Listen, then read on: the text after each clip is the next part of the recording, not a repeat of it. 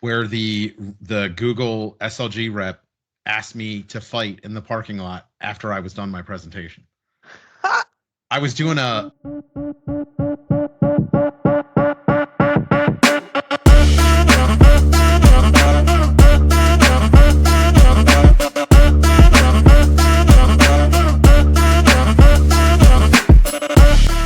Welcome to Cocktails and Zocktails, the podcast where we make cyber relevant to everyone and unlock the stories of our leading industry professionals. I'm Megan. And I'm Carley, and on today's show, we're talking about career planning and mentorship with Dennis Guzy, who is the Director of Security Compliance and Identity Sales for Microsoft Defense Team. He leads a team that helps Department of Defense customers achieve the strategic security vision with Microsoft Cloud Security technology. Say that 5 times fast. Dennis has been partnering with government customers for over 16 years at Microsoft to help them collaborate and secure their data. And before joining Microsoft, Dennis was the Business Integration Group Manager for the Pennsylvania Attorney General's Office, where he managed information, communications, and security. Hello and welcome, Dennis. Hello. What are you drinking? Hello. I am drinking my good friend Jack Daniels today, and it's some ice and some Jack Daniels and my evil cup that I like to call this cup. Your evil cup. Now, why is it evil? Is it because it's black? Because it's this all blacked out. It's got like a carbon fiber print to it, and my wife says whenever she sees me drinking from it, I have like an evil face apparently that I make somehow like. It's giving Darth Vader vibes. Yeah, well, yeah. And ironically, the other cup that I have is a teacup that has, you mentioned Darth Vader, is Darth Vader. Shocker. I've been talking all day, and so, I wanted to have some tea handy in case my throat started bothering me a little bit. So why am I not surprised that Dennis is Team Dark Side? Yeah, of course. You don't know the power of the Force. No. Carley, what are you drinking? All right. So it is a water bottle, but it has Truly seltzer in it because I thought I was going to have to do this out in public, and I still wanted to have a cocktail with you guys. No hesitation about how you should go about doing that. I'll just pour this in a water bottle. Definitely. I had the water bottle there. Yeah, I'm in California. Okay. I'm sure nobody would have cared if I just had a Truly can in my hand anyway. So probably not. What would have been classier is brown bag in a Truly can. Oh, you know what? That could have been. That's a seasoned professional. Like I no longer give lost. Any hoots.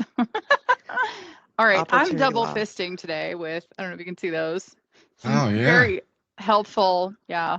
I long story. Like almost died earlier this week, and so anyway, I'm on an antibiotic now, and we're enriching the gut with this is like some type of probiotic soda. It's pretty terrible, if I'm being candid, but wow. whatever wets your whistle, I suppose. Yeah. I guess. Although, can I just say, Carley, you shared that, and I mentioned this before, previously to you. My daughter started watching your podcast with me, and now she's learned a trick that I'm not sure that I want her to know. She's a graduate from college and capable of drinking all on her own, but I don't know that she's thought enough to put some seltzer in a water bottle. So now I think she's learned a new trick. Well, some of them are like colored, so you have to be careful with the branding of it. But I'll hit you up after to give her the advice, I guess, or maybe she will. We'll see. Well, that's speaking of role model and mentoring. Right. Yeah. This is what not to do to keep your job. Yes. For your career planning. Don't plan on doing this. Speaking of role modeling and mentoring, Dennis is a mentor to many, myself included. Dennis, welcome to the show. And can you tell me, how did you get started in mentoring? Yeah. So it's really interesting. I've been in technology, it feels like forever. And in the 8,000 word introduction that I gave to Carley that she read off, I've been in technology a while. But when I first started in state government at the Attorney General's office, I was really lucky. I joined a team of people who were really interested in bringing in a new generation of technology professionals. And I had a group of people there that they gave of themselves in terms of, I was new in terms of technology, but uh, I was super passionate about just being, a nerd, a geek, like ripping computers apart, doing all these different things. The thing that I didn't know was how to be a professional in the world of technology. So I knew how to be passionate about technology and care. And so different people who had these different skills and different strengths, also in different roles and different levels. So everyone from who was the person who was the CIO at the time. There's a gentleman named Peter Sand who is phenomenal. Was it left at one point after 9/11, became the director of privacy for Homeland Security after they got created. People like that in my life gave me different type of mentoring and inspiration. And then through that, as they evolved in their careers, I started as I went from being an individual person to leading a team and eventually leading almost 30 people when I was at the AG's office. It became one of those things where for me, even though I at the time I felt like I was still young in technology, I wanted to keep passing that on. And it was really neat because I had a this amalgamation of these different people who use different styles and different approaches in terms of mentoring. Some of, hey, I'm going to give you homework to do, so the next time you and I talk, I need you to give me this. Or others where it was almost sibling like, and others even still would focus on certain areas. And then over time, that just matured. And when I came to Microsoft, of course, I thought, hey, I'm new, like I don't have anything to offer up. But I learned after a year in, I was a year ahead of the person who was one day in and immediately started. But there was a person even at Microsoft, a person who's now a close friend of mine, Scott Wold, who works at a competitor to Microsoft now, but was at Microsoft at the time. I was there 5 minutes. Did my first trip, was in front of a room full of people, didn't know anything about the company. And over the course of a couple of days in California, where you are now, Carly, I think you said you were there, pulled me aside and for a couple of days just said, here's everything I know and let me help you. And for the next few years, we were each other's muse, and he helped me, I helped him. And, I just have continued that. I'm now at Microsoft 16 plus years. And to me, it's a privilege to get the chance to do that and work with different people at different stages of their career. And help them accomplish whatever the thing is they want to accomplish. It was a lot of words. No, that's amazing. That's a lot. It was a lot, but it was a lot of good information. And so I guess I have many questions after like all those things that you said, but how do you think, I guess, mentorship played a role in how your career has gone from within Microsoft? That is such a good question. And actually, I'm going to take you right before I started at Microsoft. One of my the best mentors I ever had was also a former CIO at the Attorney General's office, a gentleman named George White, who loved George. A few years after actually I left the office, George passed away from an illness. But the where I where that process started for me was, I originally got the offer to come to Microsoft, and I was going to turn down the offer. And it would have been really easy for him because, again, like I have a massive ego. My head doesn't fit through doorways, all that type of stuff. But I went in and said to him, like, you won't survive without me. And he was like, kid, this office was here before you. It's going to be here after you. And I will quite literally kick your behind if you don't take this job, and go to Microsoft. But one of the things he also wrote me a handwritten note. And in the note, he put, he was super proud and all those things, but he wrote in there specifically to not lose my passion for helping other people accomplish the things that they want to do. Because one of the things I did while I was at the office, and I've tried to do even at Microsoft, is help people recognize the things that they want to accomplish or think that, is not necessarily within their reach, that they can, go and do that. So if somebody's in a certain role at Microsoft and they really want to get into this other type of role, but they think that's just too hard to get to that, or, I'm not technical enough for that, or whatever it is, it's helping them see the path that they can get to that. So I was inspired by that note, and it kind of stuck with me. So it's been one of those things like it's ingrained into my DNA almost at this point.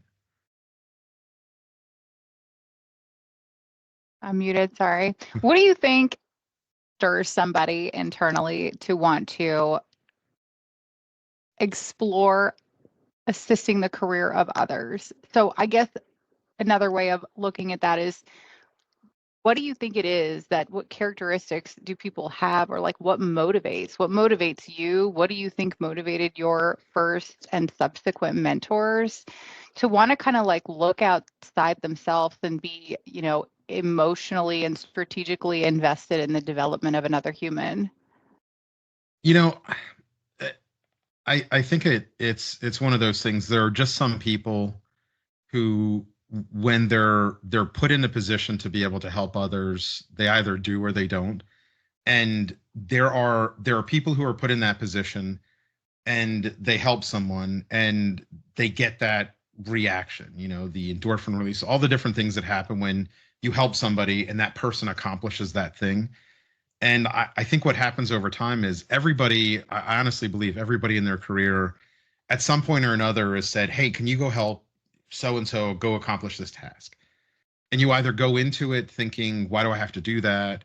Or you go into it thinking, I've got an opportunity, for me to myself learn on things. So the thing that the people that I think are most effective, the people that I think are most interested in mentoring, are people who also look at opportunities from a mentorship perspective as two-way in terms of learning. I mentor right now. I'm at 11 people. One of the people I mentored actually is taking a job with a competitor, but they and I'm super excited for them. But now I'm down to 11.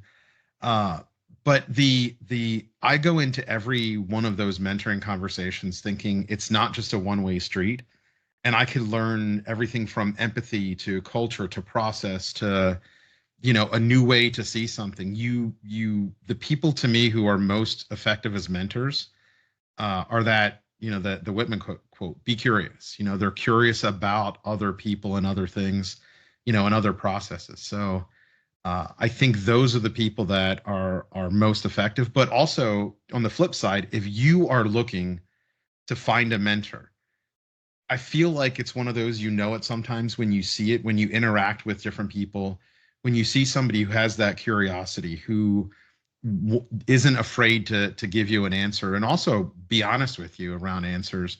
Those are the people that, when people talk to me about the value of mentorship, and I'm sure we'll talk about that in a bit, like, why do you have to have mentors? Why is it not an optional thing? And you're trying to decide, well, who am I going to talk to? Who's going to be part of, who helps shape my career?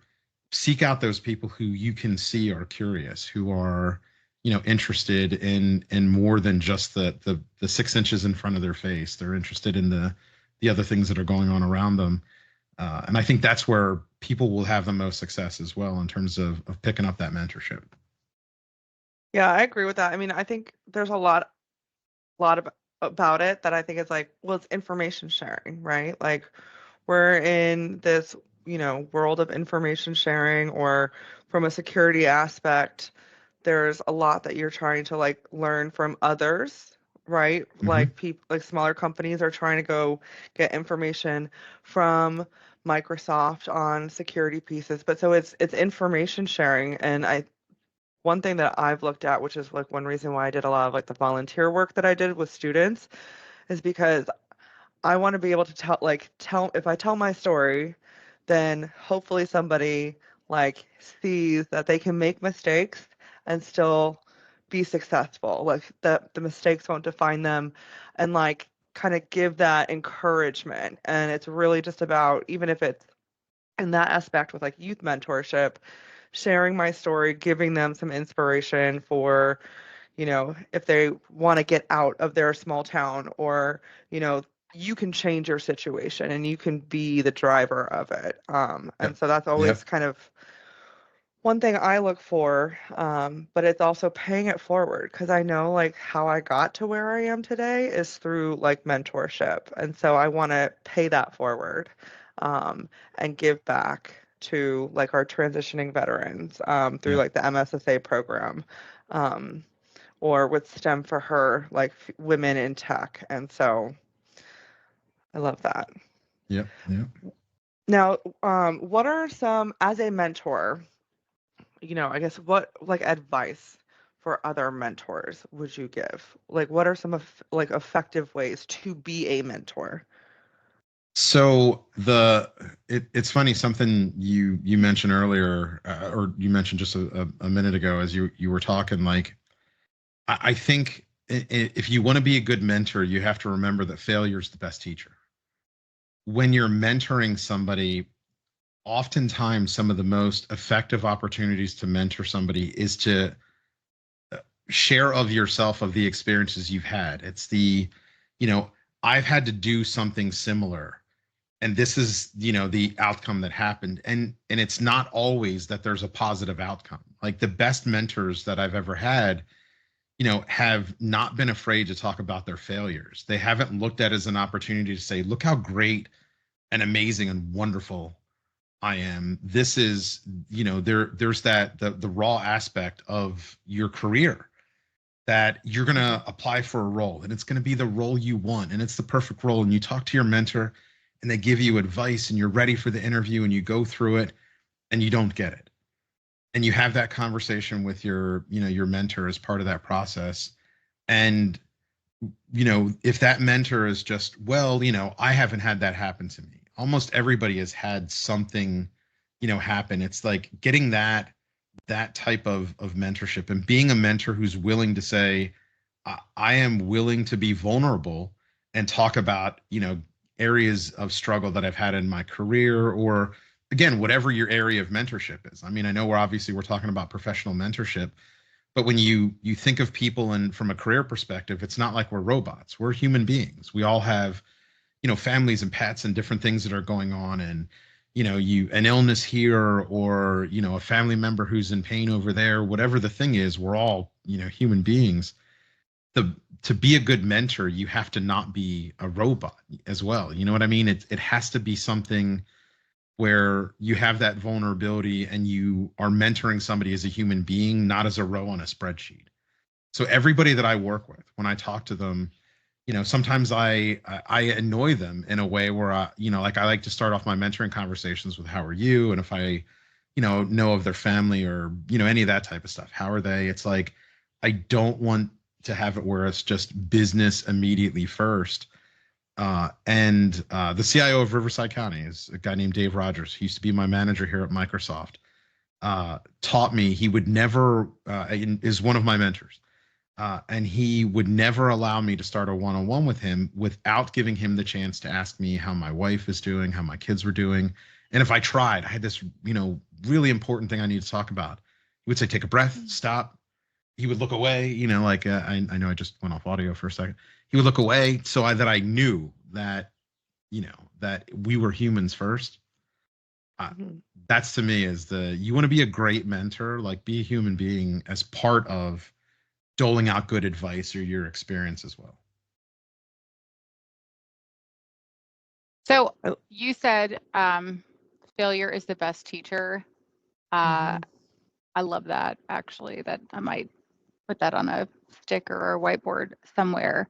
So what would you say to someone who, and we've all worked with these people, who is guarded with their knowledge, who might have the perspective of like, I can't give away what I know because I'll be replaced, so to speak. Yeah. Like what is that mindset about, and what guidance would you give to someone who maybe had that mindset?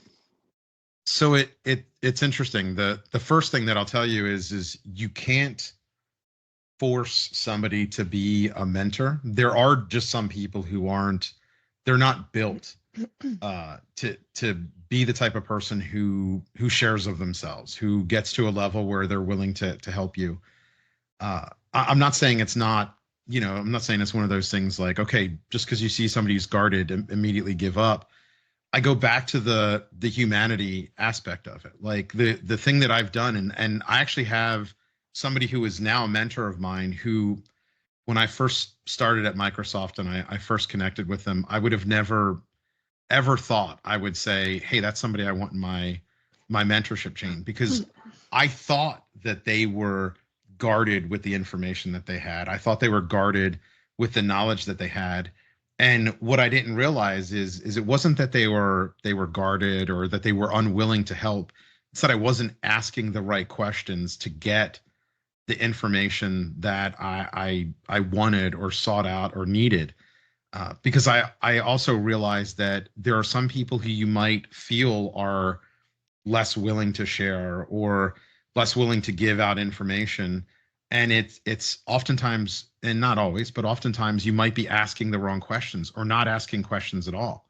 We'll make an assumption that if somebody sees you struggling to pick something up off the floor and somebody's walking by, you might, again, just a natural assumption might be, well, if that person can pick it up, maybe they'll pick it up and hand it to me. They may not know, but I also look at that as maybe that person who didn't pick it up and walks right by, maybe they didn't know that you need help. So sometimes when we run into those people who aren't willing to give, or it seems like they aren't willing to give, sometimes it's just that you're not asking them for the help in the, I don't want to say the right way, but the right way or in a way that they understand.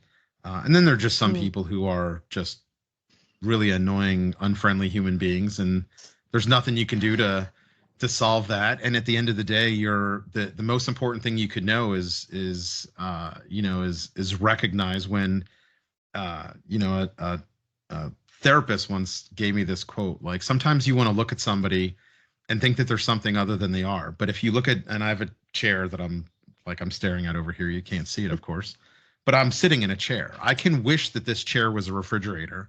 I can think it's a refrigerator. I can call it a refrigerator, but at the end of the day, it's a chair. So sometimes they're just going to be those people that they're just chairs. And, you're never going to get around them. You know what I mean? It's just, you have to accept that that's what they are and move on. Yeah. Carly and I have a lot of inside jokes, and I can see us pointing at people at conferences and so forth, being like, "There's such a chair." Right? Some people are just chairs. And I'm writing that down right now. It's one of those things. And I just to be clear, when I, even mentioned like therapists, like mental health awareness is a huge thing for me. And one of the, just to dovetail into one of the advantages of people in technology, it doesn't matter who you are, how long you've been doing this. When you recognize sometimes that from a mental health perspective, sometimes you need help, you get at, questions, you need answers. The reason I brought up that analogy is there were times where I was dealing with a lot of stress, at work. And when you don't have the right outlet, or sometimes, again, the right mentorship, you replace, the challenges with something else. So for me, I was almost 600 pounds, actually over 600 pounds at one point, because my, stress manifested in eating. And I actually had one of the people who is one of the most amazing human beings, but again, also a career mentor of mine, pulled me aside and said, "You're going to die. And this isn't about work. Like, you do great work, but I love you as a human being. Stop and figure this out." And, I got mental health awareness and fitness awareness and all these different things. And what you'll realize is mentorship, that you engage in a mentoring relationship with some people, and it's 1,000% professional. It's all about your career development. There's no value outside it. But what you'll find is the people who have the potential to be most successful and graduate through their career and go from being just somebody who knows some stuff and has some value for it to the person who sought out for that, who's in a leadership role, who's got a 7,000 word, definition title when a podcast starts. That comes from having mentors who aren't just focused about you and the specific thing that makes you interesting from a work perspective. It's that they develop these abilities to also see things that impact you at that personal level, and get you some growth there. So, there's a person who was a leader in state and local government for a long time. His name's Jeff Tazi, runner. And I would go to these events, and to motivate people, as part of that mentorship, he would pull people aside, but we would have team events, and he would get up and talk about running a race and the feeling of hitting the finish line and them handing them that medal. And, I sat there as a person who was over 600 pounds and thought, like I wouldn't know what that experience was like. And when I did my first 5K, I literally called the man up just bawling that I had done it. And even though he had mentored me in so many different ways that were very, very, professional, focused on building my career here at Microsoft, the thing that to this day that I'll always have is that in his mentorship, I learned and adapted some of those things that were very dear and personal to him, and they wound up becoming tentpole things for me in my own personal development, and subsequently helped me get better in my career because, I'm going to be around longer to hopefully mentor more people, which is good for Microsoft's bottom line, but the community's bottom line too. So, I think that's awesome. And now look at all that swag behind you, all the medals you've collected since that first 5K. I got my Eagles Autism Challenge coming up in a month. Well, actually, I'm nice. sorry, May. So I'm looking forward to that. There'll be some new bling behind me. Fantastic. I love that. And I think you hit on a lot of stuff as far as from a mentorship perspective. It's not just about professional. Like your mentors will look out for your well-being. And I think that is also a sign of a good mentor, but a good leader as well, right? And so I've got a couple questions based off of some of those things. But the first one that I'm going to ask, because we talked about what it is to be an effective mentor, and then you were talking, Megan's question about gatekeepers. What should someone look for in a mentor? How do they pick the right chair? So there's a few ways that I when I have the mentoring conversation with people and we talk about what you should be looking for, regardless of where you're at professionally. And it's easy for me to pick on a company like Microsoft, so I'll do so, but it's very similar in other places. I tell everybody they need 3 types of mentors. They need the peer style mentor, somebody who does the thing that they do. Not necessarily, it doesn't have to be in the same organization or section or whatever, like wherever they're at. But it has to be somebody who understands the role that they're in, because that's somebody that they should look at in terms of that near term, right in front of you. How do I make sure that I'm doing my job effectively and being really good in the job that I'm in? Because being good in the job that you're in also helps enable you to do the thing that you want after that. The second level of mentoring is that leadership type, that person, somebody who is in an official leader role, again, typically off your team, but who understands the aspects of leadership at your company. It doesn't have to be, I lead a security team at Microsoft. If you're a security professional at Microsoft, I'm not saying you only can look at security leaders like myself. It's somebody who understands leadership at the company you're in. And if you're lucky, somebody who's been in a leadership role in other companies, because part of mentoring is, and the value of mentorship in terms of career development is being one step ahead in the role that you're in and kind of seeing things the way that other people might see them, so you don't have that myopic individual view. Getting a top-down view from leadership, what are they looking at in terms of what makes an employee a great employee? How do they calibrate people? And the value of not picking somebody even that's directly in the same field or area is they've got a view of what it takes to be a good resource and how good resources become great resources, et cetera. And you get that type of perspective. The last is kind of that, I call them corporate mentors, but there's somebody who knows how to play the game at the corporate level. And I don't mean that like negatively. I mean, there's an aspect of having a long career at highly sought after companies like Microsoft. I've been here over 16 years. If I'm lucky, I'll be here another 16. Who knows how that process will work out. But the ability to go from, me when I first came on board, I thought if I survive a year, I'll have a year on my resume of Microsoft, because I wasn't sure I was a government employee. How do you stay and keep it going? And each one of those layers had significant value in growing my career. But if I didn't have that person who was disconnected from the area that I was in, who understood the corporate culture, or if I was somebody at a company like Microsoft, for example, who was in what's considered a corporate role, I'd be wanting a field role. You know what I mean? Like it's the huge like gap area difference from where you are so that you see a view of the entire company and what's shaping up to be like where the investments are. So some of the best mentorship I've had at Microsoft, as an example, have been mentors who said, hey, do you know, like when I started at Microsoft, I was a SharePoint technical specialist. And one of my early mentors, and again, I was very lucky. I was unafraid to ask people to be a mentor, which, by the way, is a huge, huge thing that you have to be capable of doing. I said, hey, will you be my mentor? And this person was the director of innovation for Microsoft. And I was at some event and I was like, hey, that was a great talk. Will you be my mentor? And the thing that they gave me is they were like, we're going to be investing in this new thing called cloud.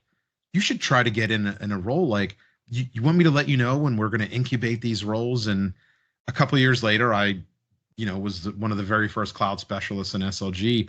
I wouldn't have had that insight, and I wouldn't have where I'm at in my career if I didn't have that resource who was looking at how Microsoft was changing the way they were investing in the company to give me that feedback. So those three types of layers, to have a successful career, you got to have somebody who helps you be good at what you're in, understand how leaders in the company that you're in value you and what they value, and again gives you insight on how to accomplish great reviews and maintain longevity at the company.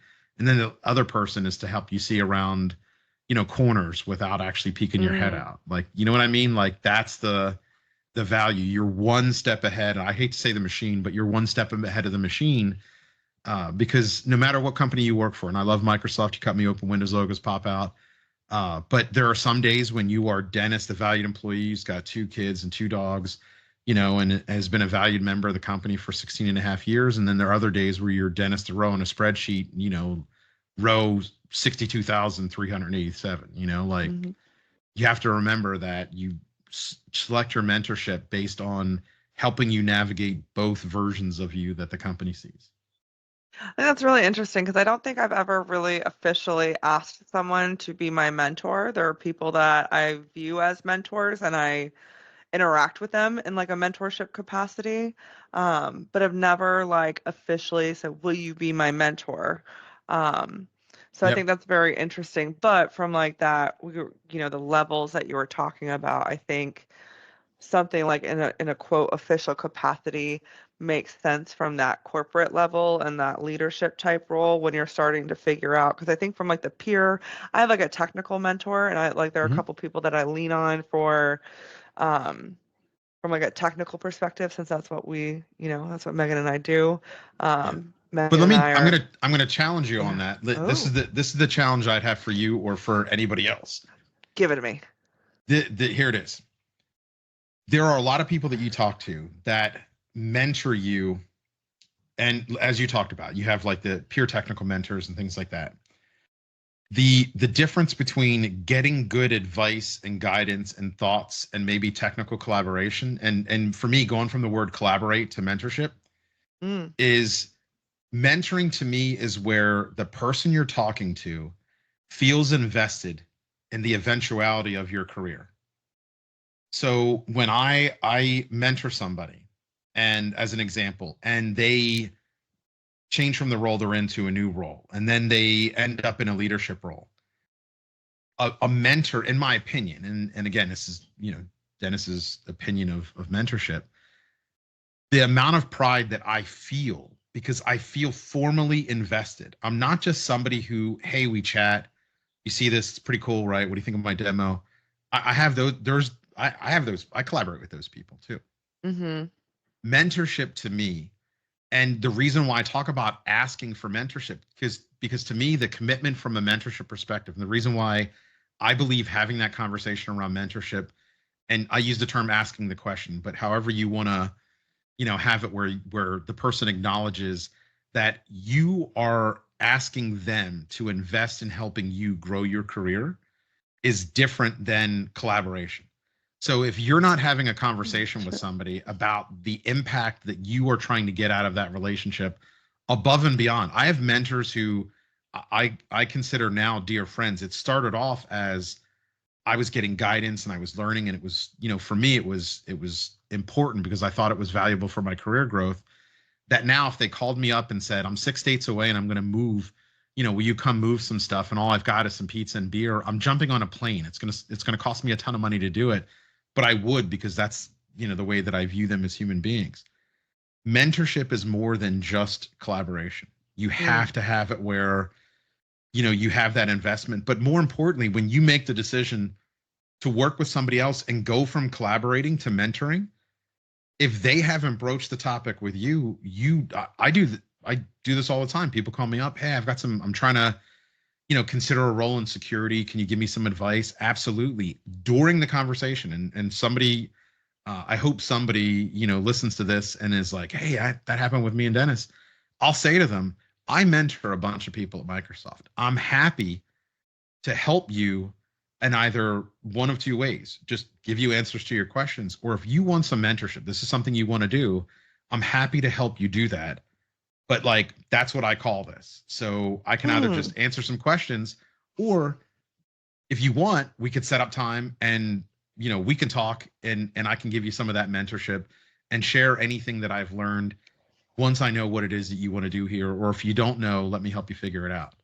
So I'm sorry to I didn't mean to cut in and say the mentorship. I just feel like that conversation where it's delineated is a huge difference to me. And I think, but that makes it intentional, purposeful. Like you said, it's an investment. And so I was like, that's a great distinction, because you're right. There are people that you just go to for advice and you collaborate with, or I'm asking different people who are in different roles or different levels, questions about that, trying to figure out what I want to do from that perspective. But that is slightly different than kind of that investment that is going to be longevity past a position change or promotion. So I like that distinction. So thank you for that, because I think that's always also something that you don't necessarily think of, or it's that intentionality in what you do. So a challenge accepted is how I'll end that. How important is it, do you think, to have a mentor that can see you in action? So the kind of levels you went through, peer mentor, a mentor that's in a leadership role, and a mentor that can help you navigate more in a corporate capacity. But it's interesting, Dennis, because you and I had a mentoring session, and it's an interesting situation because you get to see me in action at work a lot. So it's I feel like a traditional mentorship situation would be someone that maybe doesn't have that level of transparency into your day-to-day, and you would bring them your struggles and things you're trying to work through and career thinking. And so in that regard, then there's an element of as to be an effective mentee, I think you have to be able to handle a certain level of constructive feedback on your level. And so from that perspective, I guess two questions arise out of that: is how important is it to have a mentor that can see you in action? And then what would you say to someone like myself who maybe does not embrace feedback like that? So let me answer it this way. Mentorship isn't a pre-cut puzzle where I gave you, here's kind of those 3 layers. It's not like there's 3 pre-cut pieces.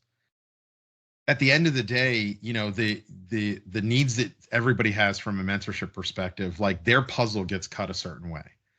There are certain roles or certain things and certain types of careers that people have where having mentorship view into how that person operates is more or less important. So if I have a friend of mine is a doctor, and we actually were talking about mentorship. I was saying, hey, I'm going to do this podcast. Of course, I plug your podcast as one of those things. I was actually telling the story of how I sat down and I brought the YouTube app and had my daughter watching, and how we were watching the podcast, and of course now my daughter's going to be embarrassed that I'm bringing her up that she's watching the podcast with me. But I was actually telling the doctor, because they actually asked me, ironically, to mentor their child who's in college. And I asked them about mentorship. I said, "Hey, I'm going to do this podcast," and I said, "I'm interested because I've never asked a medical professional about mentorship." And they actually brought up this topic, that the difficulty is that they had was that in his line of work, he's a surgeon. I don't know all the nuance of, I'm not a medical professional, so he's got a specialty and all that. But the mentors they have are usually people who they're standing above them in a room and they're doing something and they're looking up, and it's that, you know what I mean? Whereas in the world that we're in, there sometimes is value for somebody seeing you interact, but I view that in that same vein as like that peer mentor. So there are some people, and I'm actually one of these people too, where the person who hired me at Microsoft, I adore this human being, Dean Yacovelli, who I'm going to make him watch the podcast, make sure he watches it so they knows that I get a shout out, or he got a shout out on it. Hi, Dean. Hi, Dean. He's one of those people where after he was no longer my manager, I found opportunities for him to observe me in action, because I wanted his feedback, because I recognized he's an unbelievably creative, like super brilliant. And I there were times where, like, almost in that where you need a muse, somebody will see something and know you enough to say, instead of left, if you would have gone right at this point in the conversation, you might have gotten this different outcome. But at the same time, I still had other people who filled the puzzle pieces of that mentorship need. So it's valuable, but it's valuable for what it is that you are trying to get out of the relationship, for somebody to be able to see that. Some of my best mentors at Microsoft did it. Like, they weren't in customer meetings for me, or they, you know what I mean? They weren't sitting in front of me, as I was talking to a customer or working on a demo. It was us talking about things that I wanted to accomplish. So it's just, it's great for visibility, but at the end of the day, they fall in kind of that peer mentor puzzle. They might shade over a little bit, they're the way that puzzle piece is cut might also come into that leadership. So maybe you double dip, and by the way, that's what I've graduated to. Instead of when you move into leadership, I do a bunch of mentoring of people who are in roles that I lead, but I look at learning from them. What are the things that they struggle with on a day-to-day basis? So, in that two-way street. But like, now I want other leaders to watch me when I'm delivering something to some, chain in leadership at Microsoft. What'd you think? Like, how did I do? It's so, but you get what I'm saying? Like, that's my process too. That's a really interesting way of looking at that. I think a lot about, like, you hear the phrase of don't take money advice from broke people, or something along those lines, right? Yeah. So when we think about mentorship, then, like, the most obvious choices are the people that are, like, really flourishing in their careers. And, like, based on kind of the different mentorship roles that you mentioned, I think I'm starting to expand my thinking around, man, who else can I bring into this mix who may have a different perspective on things, and who maybe I haven't considered. Well, and I remember, all of us are like, we're all ducks on a pond, I should say most of us. So above water, you're just floating around, but underneath, man, your feet are flipping them 100 miles a minute. And I say that because sometimes the people that you think should be the epitome of who you want from a mentorship perspective aren't. Like, me and you, Megan, it's a great example. I'm one of those people where, if I know that you want honest feedback, like, I know that that's what you're asking for at that moment in time. Because, by the way, sometimes mentorship, if you're going to be a mentor, sometimes it isn't always about being like a blunt edge object to somebody. Right. Sometimes mentorship is helping steer somebody towards the right path, the right direction, but it's doing so, like with that velvet touch scenario where But if we're in a conversation and I see you, deliver a demo, do something, and you're like, I need to get better at this. Like, I feel like I missed the mark in some way. I need to get better. I'm giving you, the honest info and things like that. Because you mentioned that about getting feedback. The best mentors sometimes, when it comes to that reason I brought up that duck in the pond kind of analogy, sometimes the best mentors where you will learn the most and get kind of that honesty from are not people where at first blush, at first glance, you look and say, that's somebody that I think must be a mentor because they've got the role and the title and they've got the suit and the look and this and the words and all of that. And you wind up finding out that's one of those people who was like, I don't have time to help you out at all. But that's why I use that duck in the pond analogy. There's a lot of people who look the part, but at the end, we're all, flipping underneath there. It's recognizing that there could be somebody that can give you the type of feedback that you need in the way that you need it. And recognizes the difference between blunt, like that was terrible, or, hey buddy, that was great, but here's what I might do different. There's a difference between receiving that feedback. You'll learn over time the people you interact with who might be, potential candidates for that for you. So one of the things you touched on is that one of the first people you asked to be your mentor told you think about cloud positions. I'll let you know when we're incubating these, cloud positions.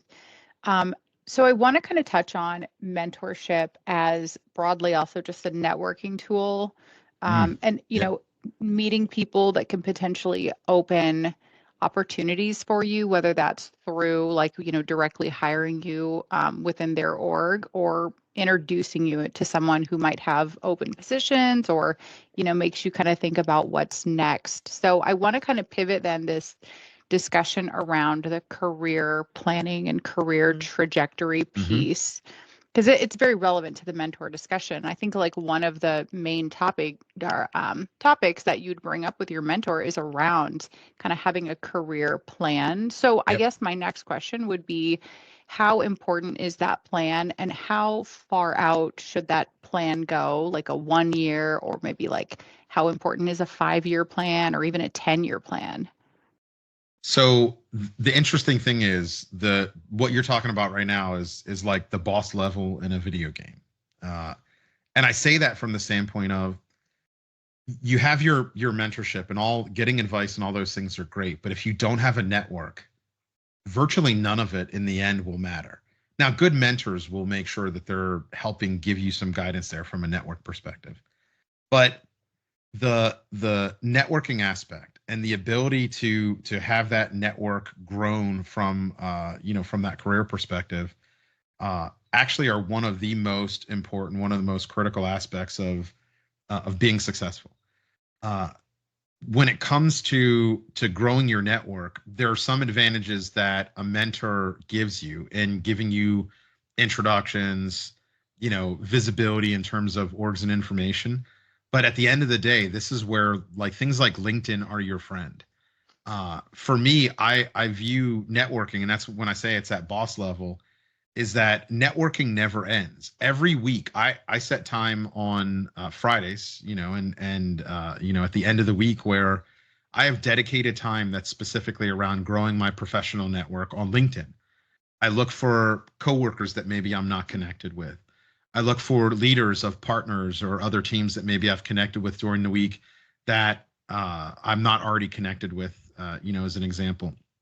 I look at meetings that I've been in, even if it's a town hall, for example, where somebody is presented, and I look for an opportunity to try to talk to one person that I didn't talk to the week before. And sometimes it's me, if there's a town hall, for example, somebody gives a conversation about a topic, regardless of what it is, that I found that I learned something out of it, I'll send them a Teams note. Hey, I just want to let you know, I really learned a lot, from that session that you delivered. I do things like that because, number one, at companies like Microsoft or any of these major companies you work at, you never know who you're going to run into again. But more importantly, you never know who's going to have influence over something you might be interested in.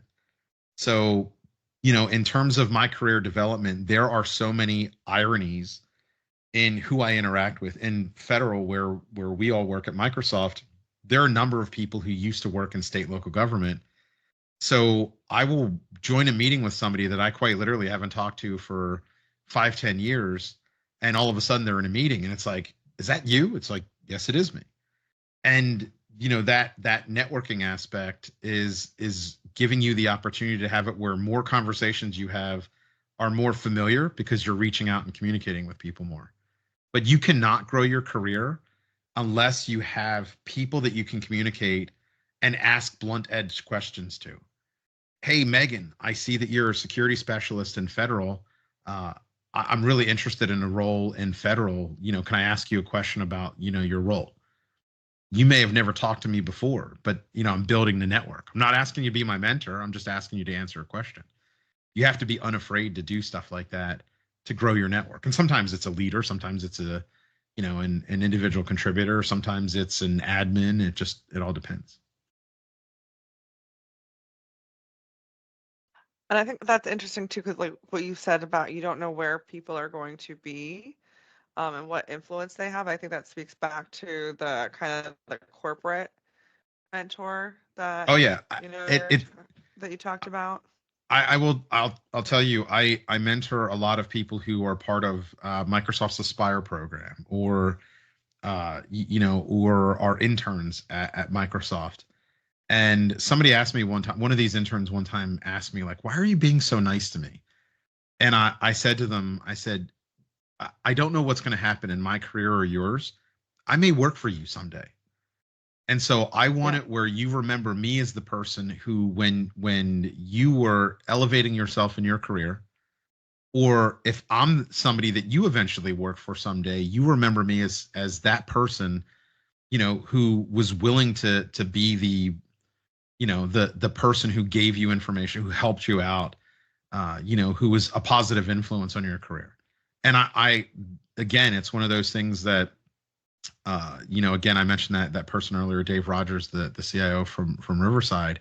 That was a lesson that he taught me. He said, if you talk to everybody in here as if someday they're going to be your boss, you will have different conversations. And if you mentor people in here, like someday that person can be your boss, you will also have a different experience from that mentorship perspective. And it's one of those things that just stuck with me forever. So I don't care what role somebody is at Microsoft, regardless of where it seems to look at the, and again, I'm focusing on Microsoft because a lot of my mentoring is there, but it doesn't matter where you sit on the org chart. If you and I are in a mentoring relationship, we're gonna try to drive the same outcomes as somebody who is a leader that's above me, that somehow, that I'm also in a mentoring relationship in. That's so valuable. We talk a lot about not burning bridges, but I don't think we talk enough about the importance of building bridges. Yeah, it really is a small world. Yeah, but that building bridges is again, it's part of that networking too. Because the other thing, like, again, if you think about it, and this is one of the values, if you're somebody who isn't just focused on gaining mentorship, but over time becoming a mentor, some of the value from mentorship is also the fact that when you're a mentor, you're growing your network. You're growing your network both directly, with individuals, but also your network of influence. Because if you're a mentee, if you have a mentee, and I've actually had this happen recently, where I needed somebody to do something for me, and this was at Microsoft in corporate, and ironically, this person, the person I needed something done by was somebody who was in their leadership chain. That person mentioned to the person I needed essentially the favor from, hey, my mentor is going to reach out to you. And I reached out and they were like, oh, it's you work with this person. It's great. What can I do to help? And now, of course, I've added that person to my network. It's like, hey, let me return the favor. What can I do? I wrote this report. You do those types of things. But mentorship can have value above and beyond just helping the other human being. It also has an intrinsic value in terms of growing your own career. So even if you're seeking out mentorship, it doesn't mean you can't also be a mentor yourself. I guess is the point that I'm trying to make. Like, there's a lot of people who are trying to formalize their, their mentor process and their career growth, and they don't realize like they can also have that contribution as well. So Yeah, and you talk about like intrinsic, so like that feel good. Like why do we do it? Other than yeah, like it makes us feel good, right? So there's like a selfish aspect to it as well. yeah, But yeah. again, some of that pay it forward. But so when we think about that self piece, and you've mentioned a lot about how mentors are someone who invests in you, and you told a story earlier about how it was a mentor who like pointed out some health and mental health and well-being stuff to you, like Yep. as far as like, focus on yourself. What do you do today for stress management at work? Uh, so for stress management at work, I actually have I call them mental health Sherpas, but there are people that I work with that I will call up and I will say, tell me something. Just tell me anything other than the thing that I'm focused on. But the when you have a career, and especially the farther up the, I don't want to say the food chain, farther up, your career, and that as you elevate in terms of level and function and seniority, you typically don't have a reduction in stress. Stress typically goes up. So I also recognize that a number of my abilities to remove that stress are not going to be work related. So I've started doing things. It's the reason why I have those medals behind me. It's a perfect example. I'll do everything from like try to walk a 5K and do something to support a charity. Like there's all those different types of things that exist, but everybody should have, in addition to good mentors, those I call them the mental health Sherpas, where they can just talk and you I just wrote that instantly down feel too. better.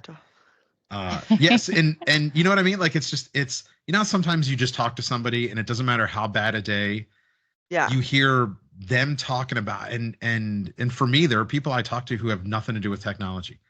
They have to call me up and say, I really like, where's the on button? And I was like, it's that big button that says on. But like they'll just talk about something and you're like, oh, it's perfect. It has nothing to do with anything that's stressing me out. So I love So that.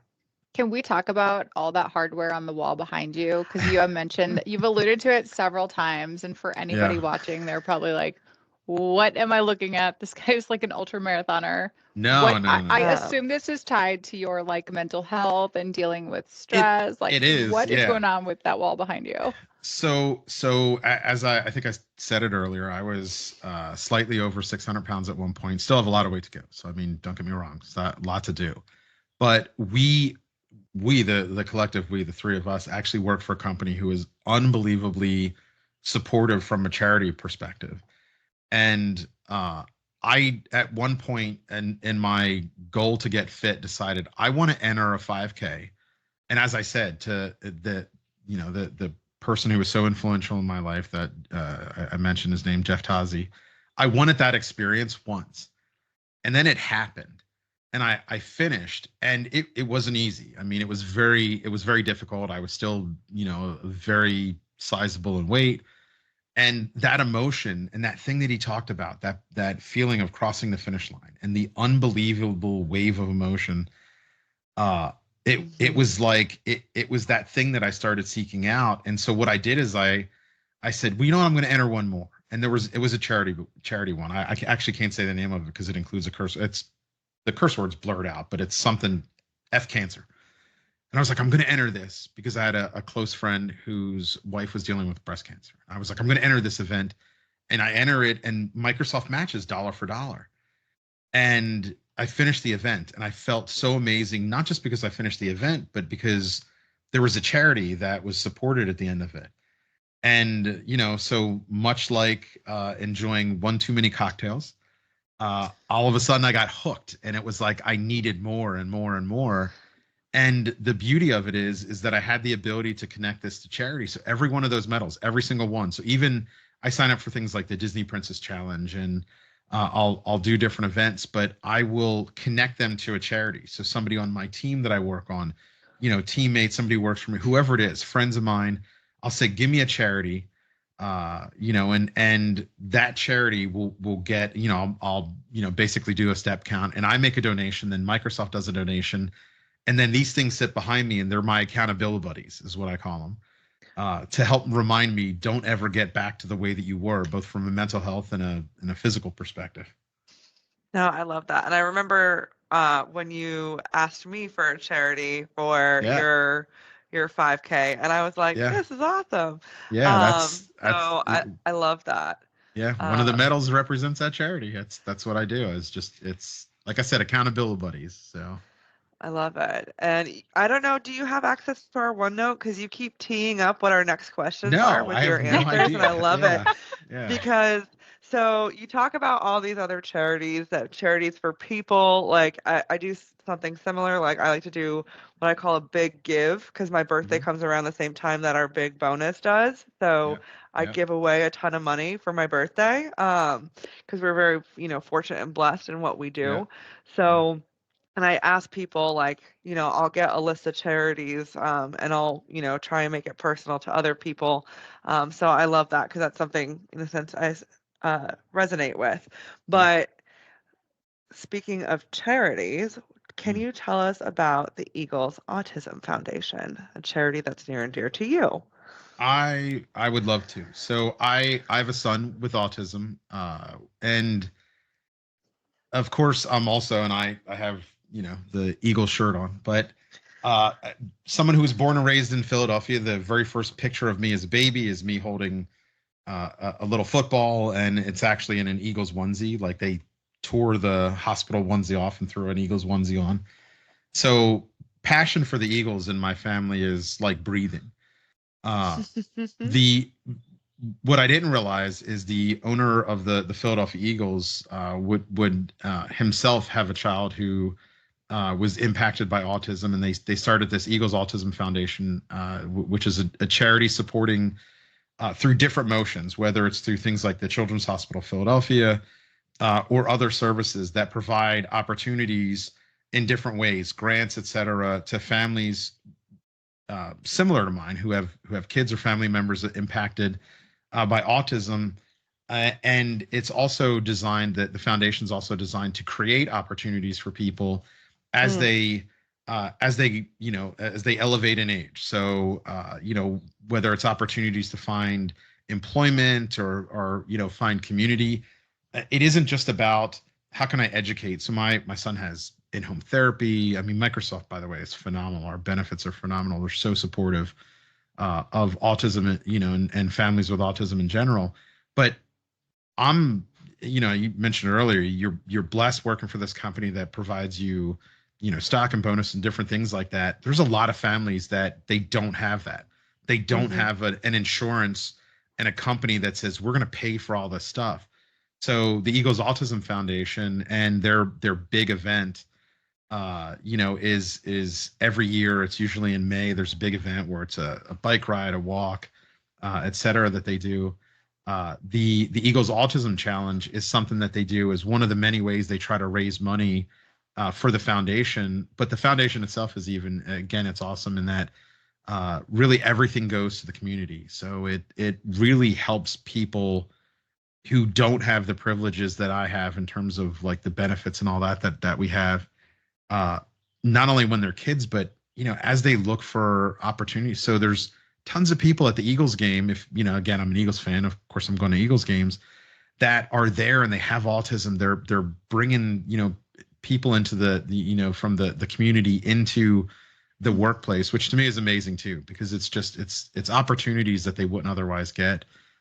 So I love them. So I've been participated in basically every year that it's been in existence. I've gone from a minor fundraiser to we do pretty well, and Microsoft being a dollar for dollar match is huge. And trust me, in the month of May, I'm going to be sending a note out. Hey guys, here's my team in case anybody wants to help me out. So on it. Love it. Thank you for so much asking for that. that. Yeah, you can tell I'm a little passionate about that. I love helping from a charity perspective, but there's nothing better than when there's a charity that is connected truly to your heart. And it's not just because you want to be a good person, but because you want to impact people who are, in your life and everything. So That's awesome. yeah. I would have never guessed you were an Eagles fan. Yeah, hold on. I'm just gonna slide this Super Obviously, Bowl that's a ring joke. on as we keep talking here. So I'm just in real time. I'm just gonna scratch the top of my head as somebody who has one of I love it. 127 Eagles fan rings. I love it. Oh, did that just happen? I'm sorry. Oh, no Anyways. problem. Sorry, I busted it out of its 3D printed case just for that. Oh, geez. All right, we are to maybe my favorite part, rapid fire. We like to end every show with rapid fire questions. And Let's go. These are yours. All right. Describe Travis Kelce in one word. Mrs. Swift, significant other, soon to be, I think, is the way I would describe him. And can't do it in one word. I just had to say it that way. Is the NFL very WWF? Do you know what I'm saying with that?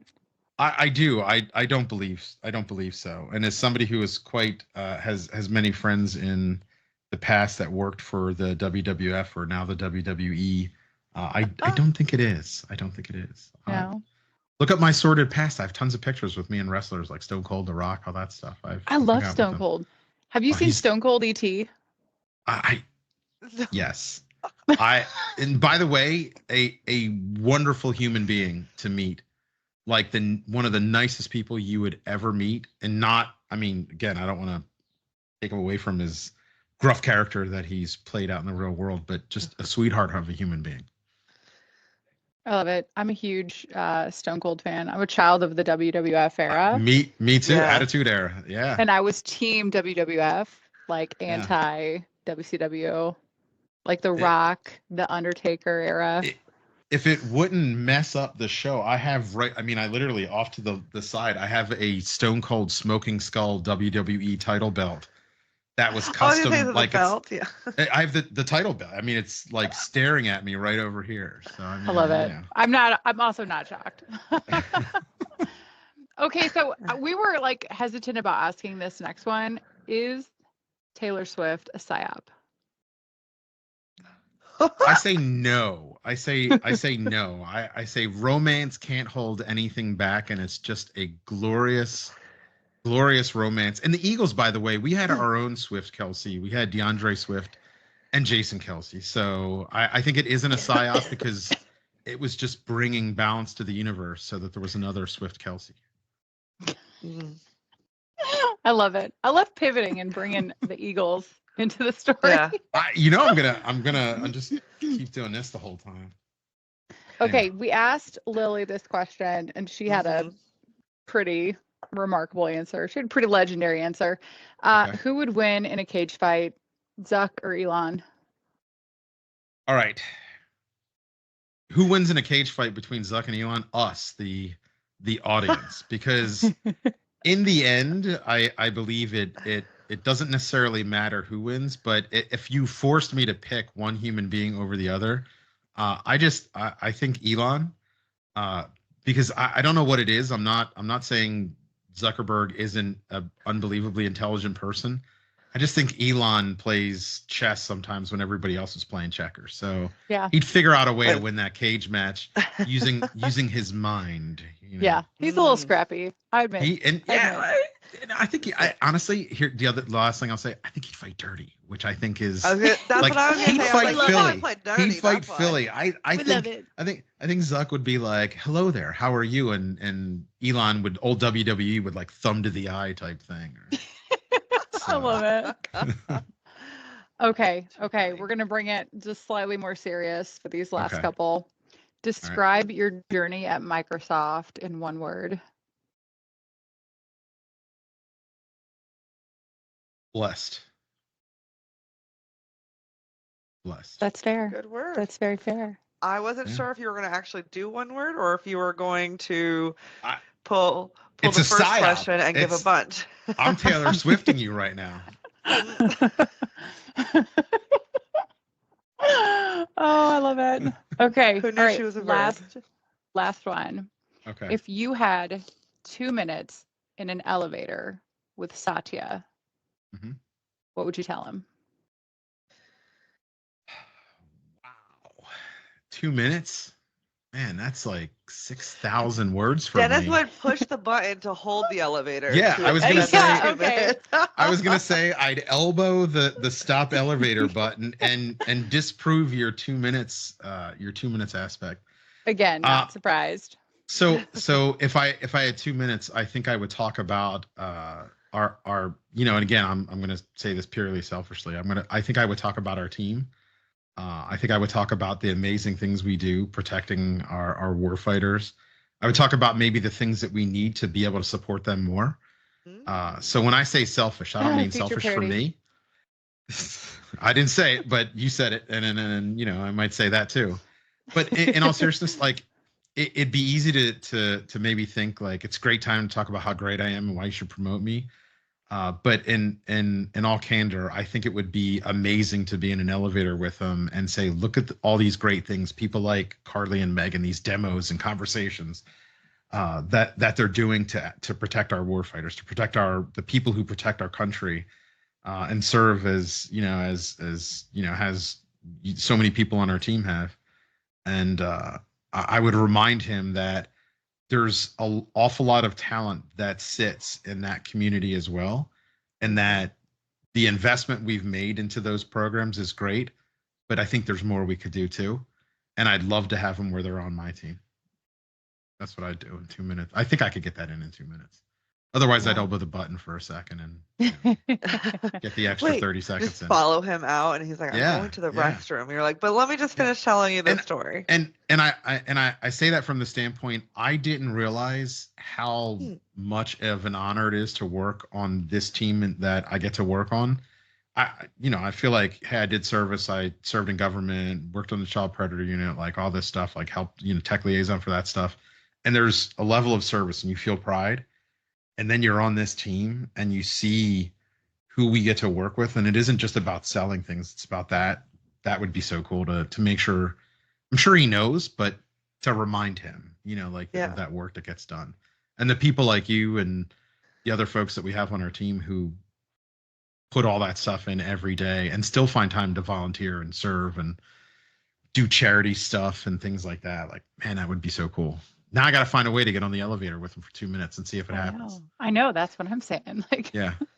I will say that I think having a support of great managers, it goes a long way. Like, I appreciate everything you've said about our team. I think it's very true. I think we're very mission focused, but I also think that we have a level of support and top cover that a lot of not just teams at Microsoft don't necessarily get to experience, but broadly across the industry, I think most people don't get to experience like the type of role that we have, the type of world we live in, where we are so privileged to get to be so mission focused and really focus on kind of driving forward what's best for our customers. And I think that is really a testament to the excellence in leadership that we get. So I think it's the culture, because I make the joke all the time, and I made it earlier about helping somebody move.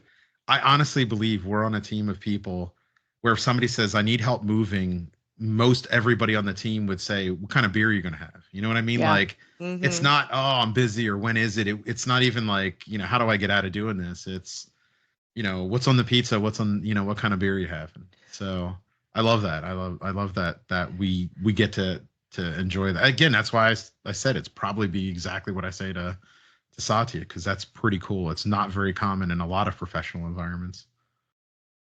that's and awesome. I think, and what is also great about it is like, because that is like we interact with each other every day. So how our team operates is going to be how our experience in this job is going to be to an extent. And I know like when I left my last job, that was in a sense that was the one thing like that concerned me, because I had a great team. I worked with great people, and then like hopefully it's not going to be shitty when going over here. And Yeah. I mean I know Vishal so I knew that it wasn't going to be, but you just never know. And I think, like you said, Dennis, it's very unique of like our team. And so when I talk to people about working at Microsoft, like I kind of do like an asterisk. I'm like, I don't know how other teams operate. There are some things that I have heard, but this is how our team operates, and this is like I don't know if I'd Yeah. want to work on another team when like eventually it's going to have to happen, unfortunately. But I need to add one thing though, because you didn't ask me this question, and Yeah. can I add one thing? I just want to add one thing. Please. oh no, sorry, we're And all out of time. No, I'm just kidding. oh wait, and I'm gonna say this from the standpoint now. My daughter who's gonna watch this is gonna get really annoyed, but my daughter's she's 5 foot tall, and I mention that because people underestimate her. So she black belt taekwondo, she can kick the butt out of virtually anybody. She's just tough as nails. The thing that I've experienced in my career, and the reason why I bring this up is there's a lot of challenges that people have in trying to grow their career, especially around, mentorship. And in my time at Microsoft, my observation is more men than women will seek out mentorship. And I think sometimes part of it is there aren't enough people, regardless of, gender orientation, any of that stuff, that try to invest time in cultivating mentorship in general. But when it comes to women in tech, especially, there's opportunities for people, and I say people like me. The majority of the people I mentor are women, and it's not intentional. It's not that I say I have to have so many women that I mentor. It's that I run into conversations where somebody reaches out to ask a question. Hey, I'm thinking about doing this in my career.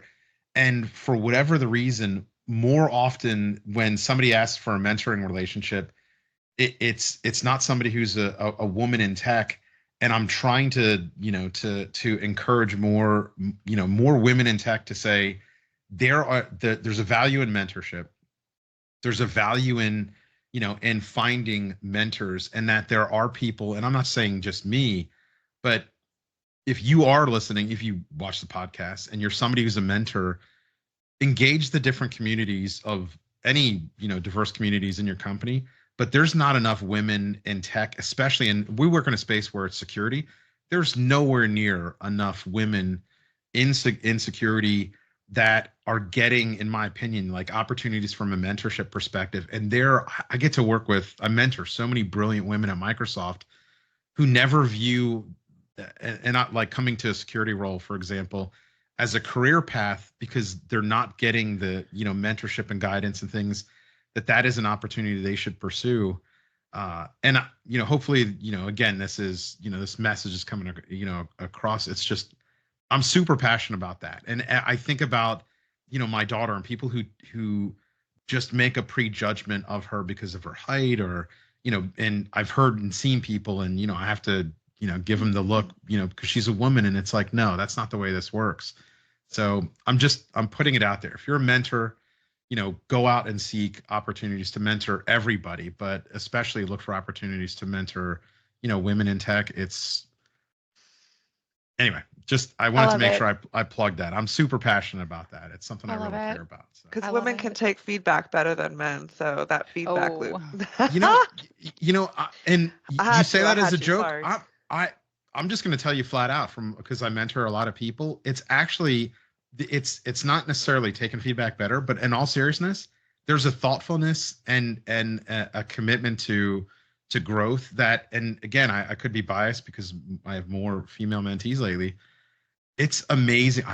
I'm just I'm lucky. I see, people take that feedback, and especially the women that I've been mentoring, and they're crushing it in their careers. And I think sometimes more recently, I feel like there's a little bit more thoughtfulness. If that's the right way for me to define it, it's taken for the way that it's delivered, but there's also a thoughtfulness behind it, where I feel like sometimes men that I work with are kind of like, you talking to me, so I don't know. It might just be my experience though. No, I think Anyway, there's sorry, I had to probably plug some that truth in that. Carley and I both volunteer on a program called STEM for Her, and particularly on the mentorship committee around STEM for Her, which is all about basically the inclusivity aspect of, forging a way for women, not just in tech, but in STEM fields broadly. Yeah. And, one of which is the tech field, but we try to support that kind of element of you belong here. And I should say not just women, but it began as a program just for serving kind of underserved populations in the DC area primarily, but has now expanded to be more than just the DC area. But that's the message that we really drive home is like, one, we're underrepresented and you belong here. I grew up in a smaller town, but just kind of always thinking like I'm not smart enough to do that. And it's like looking back, I really wish I would have had a solid mentor growing up. And my parents did like the absolute best they could, like absolutely no like negative energy in their direction. They did an amazing job, but in school and so on and so forth, I just was never exposed to tech or security. And then, what little exposure I did have was very like, ooh, like I'm not smart enough to do that. So you bring up a really interesting point to all the women watching this. You belong.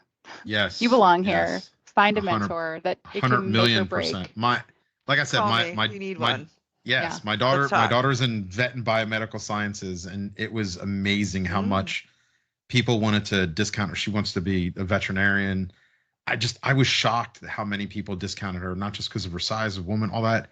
And it just wasn't that I wasn't passionate before, but like I'm extra amped up about, helping people out. If you watch this and you're on LinkedIn, you want to ask me, like, hit me up. Like, that's the other thing, to hit people up on LinkedIn, connect, ask questions. Don't be afraid. I don't care who you are, man, woman, up, down, left, right, Eagles fan or not, connect with people, ask questions, communicate.